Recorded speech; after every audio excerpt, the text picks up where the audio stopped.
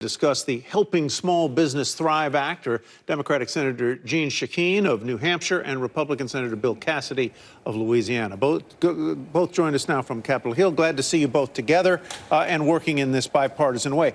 I'll throw a jump ball out there. How would this program work in the case of a small business that buys a lot of gasoline? Let's say it's a construction contractor. Give me an example, and either one of you can go first.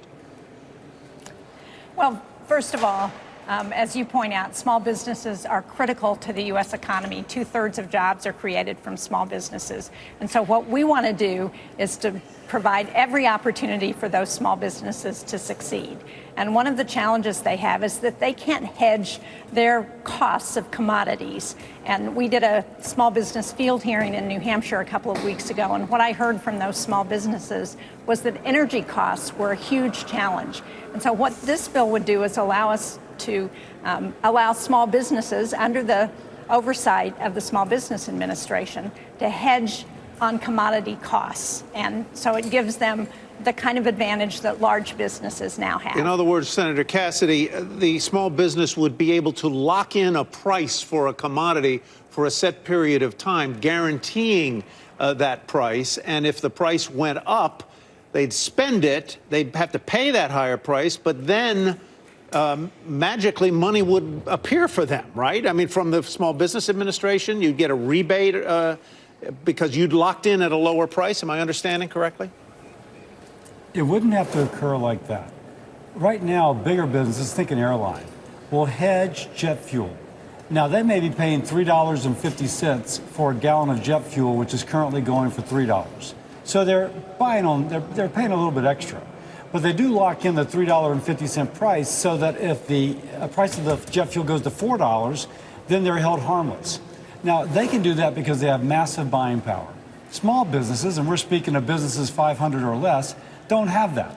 So one mechanism SBA could set up would be a cooperative, if you will, where small businesses were able to come together and have the buying power as a unit that Southwest has by itself.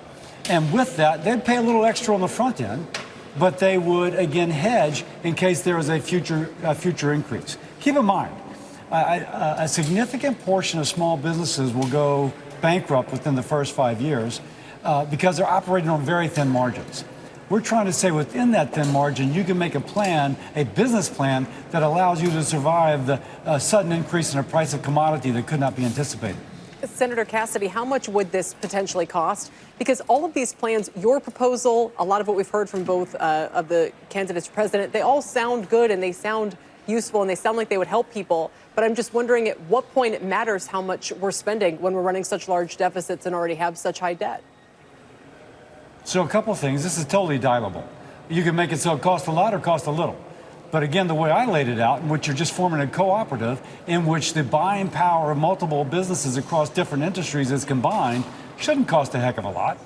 And by the way, on the hedging, you're just giving, there's going to be an upside and a downside when you hedge. And so someone initially, in the way it mostly occurs, is able to buy, but they're paying a little extra on the upside, and then they pay less on the downside. So I don't think we have to talk about the cost of this as being prohibitive. But if it is, Senator Shaheen and I helped negotiate the bipartisan infrastructure bill. We know how to bring something in where it's acceptable politically, but has an incredible impact in terms of the economy. So, Senator, and this is a pilot program, so it's an opportunity for us to see how it will work and to make changes that are appropriate as we see how it rolls out. Would there be, Senator Shaheen, a cost to the business associated with this price lock-in that they would get? In other words, is there a premium that they would have to pay in order to buy the, I guess it's really a forward contract? No, but what they would do is pay the cost of whatever that commodity is. In other words, so if they locked in a $3.50 cost for gasoline over the next 6 months, gasoline goes to $5, they still have to pay the $5 at the pump, but they would get reimbursed for that by the federal government? Through this cooperative purchasing, that they would be able to set up through the Small Business Administration. And what happens, Senator Cassidy, if they lock in the price at $350 and the price goes to $275? What happens then? They just pay the $275 and they've protected themselves against an upside price shock, and they get the benefit of the lower cost.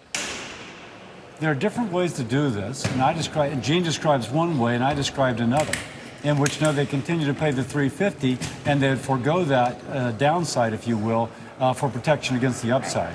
So we're trying to come up with a mechanism to help small businesses thrive.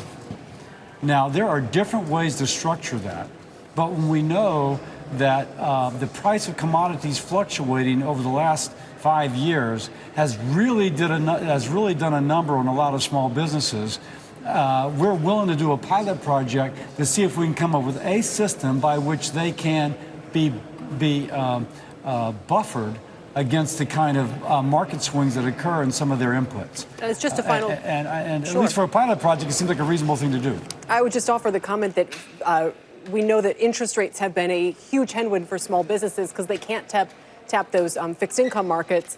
And for many of them, Fed rate cuts might be a big salve as well. Senator Shaheen, I don't know if you want to address that, but also to just kind of play it out for us a little bit from the investor's point of view here. We've been keeping one eye on a potential government shutdown. There's a few weeks left to go in the election. Should we be thinking that a shutdown is likely at this point? Or again, is that not a near-term issue? Well, a shutdown is not going to happen. Certainly, we are going to get a continuing resolution done today. The House is taking it up this afternoon. We will take it up immediately after the House is finished. And I believe we've already passed out of the Appropriations Committee 11 of the 12 appropriations bills. So we're positioned in the Senate to be very able to negotiate with the House as the House is doing their work as well. So I'm confident that we are going to keep the government funded. It's in everyone's interest. It's good for business. It's good for our military. And it's good for our constituents at home. And Senator Cassidy, I'm sorry, that if that moves forward and there's no legislation on the election security that I know some representatives were earlier pushing for, do you feel comfortable going into this, what's likely to be a very contested election, that we'll still have free and fair elections and there won't be a big concern in the aftermath about that, about election access and not having strict enough controls in place? Well, you're asking me, am I satisfied or comfortable that there won't be concerns afterwards? I think whoever loses is going to have concerns. But we have processes by which those concerns can be heard and vetted. And we saw last time that there's multiple recounts. I suspect there'll be recounts this time. It looks like it's going to be razor close. And I think the process can work. I'll say that. Let me add one more thing about the continuing resolution. It also has increased funding for the Secret Service. We're certainly concerned about that after 2 assassination attempts upon Trump. It also has money for disaster relief.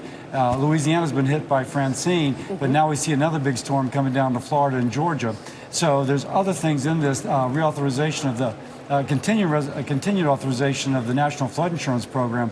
There's other things in here that are very important to Louisiana and New Hampshire and elsewhere.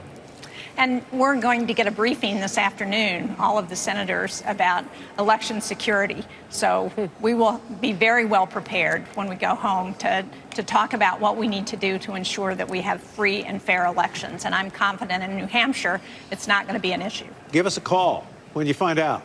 We'd love to hear from you. Thank you. Thank you both. Senator Shaheen, Senator Cassidy, we appreciate it. Thank you.